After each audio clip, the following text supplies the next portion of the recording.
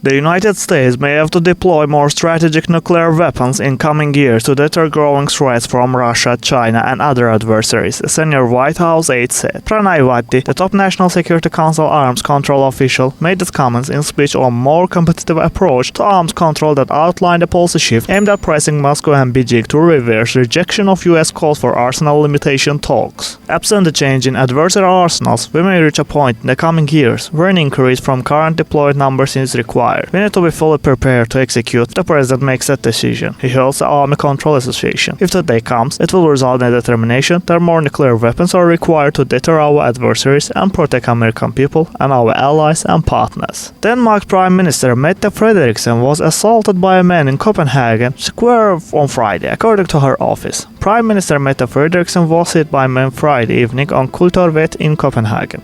This man was subsequently arrested, the Prime Minister's office said in a statement, France Press news agency. The office of the Prime Minister added she was shocked by the incident. 2 days after officials said Coast Guard officers fired at a sank speedboat suspected of smuggling drugs in the Caribbean Sea, U.S. Coast Guard said it offloaded more than 4,800 pounds of the cocaine worth over $63 million at the port in Florida. The operation was conducted by a Royal Netherlands Navy patrol boat with a Coast Guard law enforcement detachment and helicopter interdiction tactical squadron on board. Tesla board chair Robin Denholm is calling on the company's shareholders to approve Elon Musk's massive $56 billion pay package or risk driving the billionaire CEO to greener pastures. On June 13, Tesla shareholders will decide the fate of Musk's compensation package, which is estimated to be worth as much as $56 billion. It will be the second time the shareholders will vote on the CEO's pay after Delaware judge voided the first one earlier this year because the approval process was deeply flawed. And now the company is engaged in a full court press to convince shareholders to approve his compensation, as well as the proposal to reincorporate Tesla in Texas to circumvent the oversight of Delaware's courts.